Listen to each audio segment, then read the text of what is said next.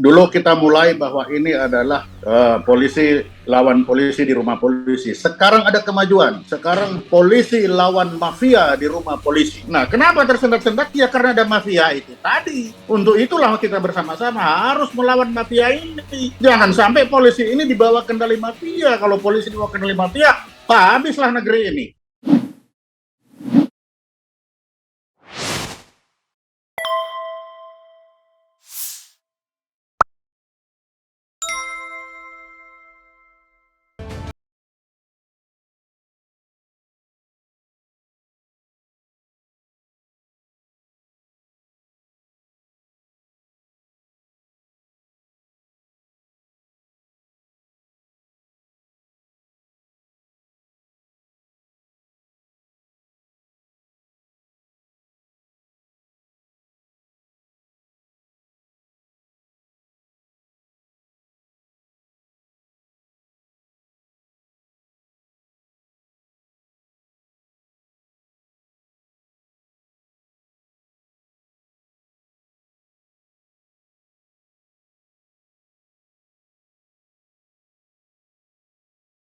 Jadi begini Pak, ini kasus ini dulu kita mulai bahwa ini adalah polisi lawan polisi di rumah polisi. Sekarang ada kemajuan. Sekarang polisi lawan mafia di rumah polisi. Nah, kenapa saya bicara ini? Setelah membunuh, mereka membersihkan TKP. Nah, sekarang TKP sudah bersih. Setelah TKP bersih, mereka menghilangkan barang bukti. Barang bukti sekarang tidak jelas kemana, pistol tidak jelas kemana. Lalu yang ketiga, mereka membuat alibi. Dibuatlah alibi, Pak Sambo entah pergi PCR di mana. Lalu ketiga, dibuat berita bohong. Ada tembak menembak, ada satu dari atas tembak ke bawah, satu ahli senjata, jago tembak, ternyata tidak. Nah, 4 persyaratan perbuatan mafia terpenuhi. Sehingga yang dilakukan sekarang yang dilawan polisi itu adalah mafia. Karena lawannya mafia, maka adalah kewajiban kita membantu polisi untuk melawan para mafia ini. Sekarang polisi sudah satu langkah. Kalau kita anggap ini pertandingan, di mana polisi sudah menetapkan satu tersangka, yaitu Barada E. Nah, tapi setelah Barada E, ini persoalan baru muncul. Muncullah tiba-tiba Pak Sambo ini ditempatkan di tempat khusus. Nah, sebelum ke sana, saya mau melanjutkan dulu. Dari fakta, biasa saya mulai dari fakta. Faktanya orang mati, sudah ada tersangka siapa yang membunuhnya. Dari situ masih ada lagi. Yang punya pidana itu, di situ adalah siapa yang bertanggung jawab terhadap barang bukti. Nah, karena barang-barang bukti ini ada pidananya. Nah, yang paling bertanggung jawab kepada barang bukti itu adalah Kapolres. Karena dia yang ada di sana pertama sekali. Nah, Kapolres sudah dinonaktifkan, tetapi belum ditahan. Ini pertanyaan bagi saya. Karena pidananya ada barang bukti, seharusnya beliau itu sudah ditahan. Karena bertanggung jawab terhadap barang bukti. Dia belum ditahan. Ini pertanyaan pertama. Lalu muncul yang kedua, tadi masalah menempatkan pada tempat khusus Bapak Sambo. Nah, kalau kita mendekati dari pidana bahwa menempatkan seseorang dengan mengambil kemerdekaan itu adalah kewenangan penyidik. Tidak bisa dilakukan oleh orang lain. Sehingga saya sependapat dengan Prof. Suteki tadi, bahwa apa yang dilakukan terhadap Pak Sambo sekarang itu di luar dari hukum acara pidananya, itu berada di luar. Apalagi dia masuk di situ hanya kode etik. Kalau kode etik itu sudah pasti tidak ada pidananya. Nah, yang paling berbahaya di sini, ini jangan sampai para mafia ini menang lagi. Kalau kode etik di situ nanti ada sidang. Kalau sidang nanti di situ tidak terbukti pelanggaran kode etika, maka dia bebas secara kode etik. Lalu kalau dia bebas secara kode etik, apakah masih ada tuntutan pidananya? Nah, ini nih yang harus kita lihat baik-baik. Jangan sampai dia berbelok ke sana. Kenapa? Dalam kasus Brotoseno. Brotoseno ini seorang polisi yang sudah dihukum 5 tahun penjara. Seharusnya beliau itu, seperti kata Pak Prof. Suteki tadi, diberhentikan dengan hormat. Tapi ternyata kan tidak. Hasil dari sidang kode etik, itu dia tidak diberhentikan dengan hormat. Dia tetap masih sebagai anggota kepolisian. Walaupun sudah dihukum 5 tahun pidana. Nanti 2 tahun kemudian setelah didesak-desak oleh ICW, kalau tidak salah itu, baru kemudian Brotoseno ini diberhentikan dengan hormat. Nah, Inilah yang jangan sampai ini terjadi dengan bukan hanya Pak Sambo, tapi terhadap 4 perwira yang ditempatkan secara khusus. Ini apa? Ini ada di luar dari sistem peradilan. Kalau kalau saya mau mencontohkan di militer itu masih dalam penyelidikan PAM, kita orang intelijen menyelidiki itu. Tapi di militer beda dengan yang ada di Polri. Di militer itu ada pidana militer, undang-undang pidana militer, dan undang-undang disiplin militer. Jadi baik pidana maupun disiplin ada undang-undangnya, sehingga dua-duanya bisa ada hukuman badan, bisa kita membatasi pergerakan orang. Ini beda dengan polisi. Yang polisi itu ada pidana umum, lalu ada disiplin polisi dan kode etik polisi yang tidak diatur oleh undang-undang. Nah, jadi beda ya. Disiplin militer itu diatur oleh undang-undang, sedangkan disiplin polisi tidak diatur oleh undang-undang. Kode etik polisi tidak diatur undang-undang. Itulah sebabnya tidak ada hukuman badan di sana. Yang ada adalah hukuman administrasi. Nah, ini karena di polisi ini sepertinya berdiri sendiri, ada pidana sendiri, ada kode etik sendiri. Nah, ini yang berbahaya. Bisa saja yang terjadi seperti Brotoseno, yang kode etik ini menghilangkan pidananya. Kalau di militer tidak mungkin.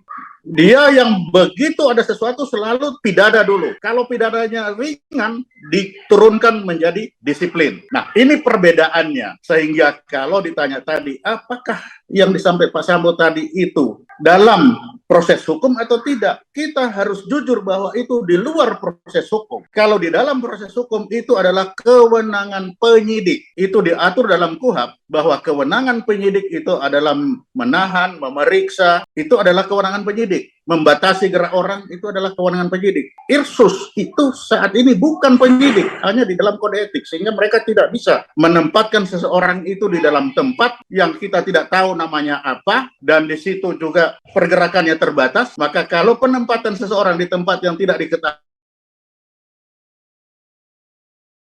dibilang Pak Prof. Suteki tadi, penculikan, menempatkan seseorang di tempat yang kita tidak tahu di mana namanya. Tempat yang kita tahu namanya orang ditahan itu kan sel, tahanan Makobrimob, itu jelas. Tapi ini tempat yang mana? Kita tidak tahu. Nah, ini mengapa ada narasi-narasi baru yang seperti ini di situasi yang sekarang sedang terjadi pertempuran antara polisi dan mafia. Nah, ini yang berbahaya. Sehingga kita harus kembali back to basic, back to laptop. Mari kita kembalikan dulu ke hukum acara pidananya seperti apa. Kalau memang Irsus ini itu bagian dari dua ini memang diperlukan. Satu bagian penyelidikan, satu nanti penyidikan. Tetapi jangan sampai penyelidikan ini nanti memutuskan hukumannya sendiri yang bisa berakibat itu tidak dilaksanakan pidananya.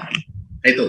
Ya, Pak Punto, dengan kata lain Pak Punto apakah ingin menjelaskan bahwa kalau yang dikedepankan ini proses dugaan akad pelanggaran kode etik yang dilakukan sesuai dengan kewenangan inspektorat khusus yang lebih dulu ketimbang proses hukum yang dilakukan, proses penyelidikan yang dilakukan oleh tim khusus yang dibentuk oleh Kapolri itu akan membawa sebuah konsekuensi tertentu sehingga menghambat upaya seperti apa nanti ujung dari proses hukum yang berjalan yang sekarang dilakukan dalam konteks penyelidikan yang dilakukan oleh tim khusus, Pak Punto. Ya, ini bisa saling bisa mempengaruhi karena kita melihat dari kasus Brotoseno. Kalau di militer itu tidak pernah terjadi yang dimana hasil penyelidikan ini menggagalkan atau berlawanan dengan pidananya, belum pernah terjadi. Tetapi di polisi kan pernah terjadi, sehingga bisa dikatakan dua ini berdiri sama tinggi antara pidana dan yang Irsus tadi. Nah, ini jangan sampai nanti ini yang sudah tadi hanya kode etik diduga pelanggaran terhadap disiplin atau apa itu tentang pembersihan di TKP itu, lalu kalau itu tidak terbukti lalu bebas dan itu selesai, tidak ada lagi pidananya. Nah, kan itu ke sana. Tapi kalau ini bisa mendukung, nah ini kita tidak tahu mau kemana ini. Mudah-mudahan itu tidak terjadi seperti itu. Ini semua kita mengharapkan seperti itu. Ya. Tetapi kalau melihat seperti begini, seharusnya bisa dibayangkan kemarin itu bagaimana untuk mengambil Pak Sambo itu dengan adanya mobil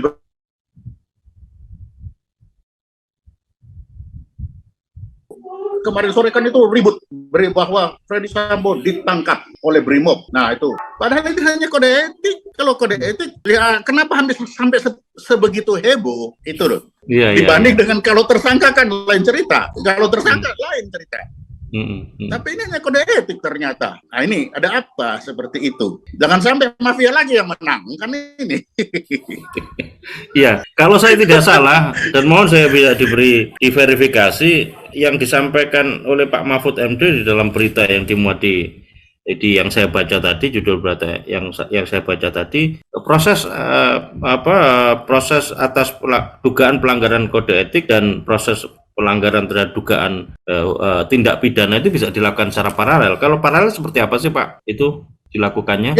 Ya harap bisa saja. Ya sekarang kan paralel dijalankan. Tetapi yang jelas yang kita tahu, nah lagi fakta yang kita tahu bersama yang dijalankan saat ini itu adalah non-judicial, yaitu pelanggaran kode etik. Itu yang kita tahu persis. Kenapa? Karena sudah diumumkan bahwa dia ditempatkan di satu tempat khusus karena diduga melanggar kode etik. Kan itu faktanya yang sudah ada. Lalu tentang penyelidikan tentang ketersangkutannya terhadap pidana, kita kan tidak tahu apakah itu dilaksanakan atau tidak, kan kita belum tahu. Itu opini. Bagi saya hari ini itu masih opini. Karena yang tahu hanya mereka. Kita tidak tahu. Yang fakta hari ini yang kita tahu itu adalah yang namanya Pak Freddy Sambo itu ditempatkan di satu tempat karena sedang diduga melaksanakan pelanggaran terhadap kode etik. Baru sampai situ. Pidananya kita belum tahu, masih belum tahu, itu masih opini. Kan baru sampai situ. Ya, itulah yang saya bilang dari awal, Pak, kan ada fact, opini, dan guess. Jadi mafioso itu adalah guess, dugaan saya seperti itu. Dugaan itu dari mana? Karena dari perbuatan yang ada. Karena dari fakta. Nah, kalau kita tarik dari fakta, mafia itu bekerjanya seperti itu. Setelah mereka membunuh, mereka bersihkan TKP, mereka buang semua alat bukti, lalu dia bikin alibi, dan dia bikin cerita bohong. Itu sudah terjadi berpuluh tahun mafia seperti itu. Nah, ini terjadi. Karena ini terjadi di polisi, itu saya berarti bilang mafia. Ini kalau bahasa Inggrisnya crime in uniform, CIU. Nah, ditambah lagi tadi dari bertiga ini kan tidak ada bertabrakan bertiga ini. Sama semua melihat bahwa di sana ada prinsip ada prosedur yang harus dijalankan tapi tidak dijalankan. Mengapa? Dan prosedur ini bukan barang baru bagi polisi. Itu sudah bertahun-tahun mereka laksanakan, tapi baru kali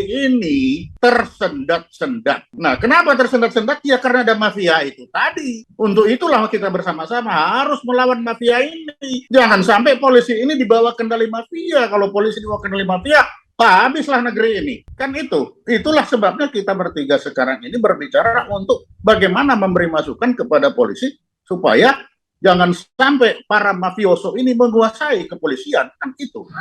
Iya. Itu Pak. Pak Sulaiman selalu menekankan bahwa problem termasuk diantaranya intervensi dugaan adanya mafioso itu adalah di problem formilnya, di proses prosedurnya. Setidaknya ada dua kemarin yang disampaikan, yakni pra peradilan dan keberadaan apa yang dilakukan oleh inspektorat khusus dalam proses dugaan tindak pidana pembunuhan terhadap Brigadir J. Nah, seperti apa sih Pak sebetulnya urgensitas keberadaan prosedur itu dengan nanti akhirnya bisa menghasilkan sebuah materi yang bisa merealisasikan temuan kebenaran yang faktual begitu Pak? Hoirun kan tadi sudah sampaikan bahwa prosedur, proses, dan materi itu kan sama. Sehingga kita tidak bisa berharap banyak terhadap hasil apabila prosedurnya sudah salah. Kalau prosedur sudah salah, maka hasilnya sudah sulit diharapkan. Hasil bisa baik, prosedur saja benar, hasilnya belum tentu baik. Apalagi kalau prosedurnya sudah salah. Sehingga kita harus memulai terlebih dahulu dari prosedur ini harus betul-betul sesuai yang diatur, sesuai hukum acara pidana. Kalau prosedur sudah benar, maka diharapkan hasilnya juga akan benar. Tapi kalau prosedur sudah salah, di belakang sudah pasti akan salah. Saya kira begitu. Iya, yang salah itu yang mana sih Pak prosedurnya? Ya ini tadi Pak. Jadi yang tadi seharusnya tadi kan kalau kita bilang yang tadi bahwa yang dikenal itu kan kita tidak selama ini kan kaget, kita terkaget-kaget mendengar Freddy Sambo, Bapak Sambo ini lalu diambil, ditaruh di tempat, mau dibilang ditahan, dimarahin, nggak boleh, itu bukan ditahan, tapi ditempatkan di tempat khusus.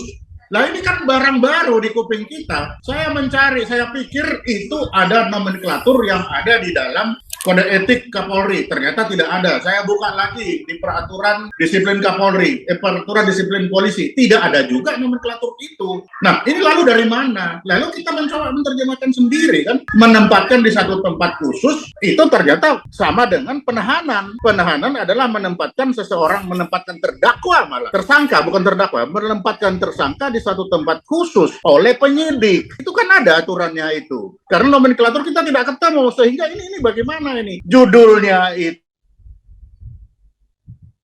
tentang kode etik, tetapi pelaksanaannya meniru tentang penegakan hukum, pidana, KUHP. Nah, ini bagaimana ini? Ini kan tidak bagus bagi Pak Freddy Sambo, juga tidak bagus, bagi kita juga tidak bagus. Hasilnya mau kemana? Kan kita bingung sendiri kalau melihat itu. Lah kenapa tidak, kalau pengalaman saya di militer, kalau itu pidana, ya pidana duluan, nanti kalau pidana itu nanti pidana sedemikian ringannya, baru diturunkan ke disiplin. Tapi begitu ada unsur pidana, langsung pidana. Sehingga tidak perlu lagi kita membuat nomenklatur baru yang membingungkan. Sehingga di balik kebingungan itu muncul lagi pertanyaan, mengapa sih harus dibingungkan? Ada apa? Kok kita harus dibingungkan oleh nomenklatur baru yang tidak sesuai dengan dengan hukum acara pidana yang biasanya dipakai, kan itu.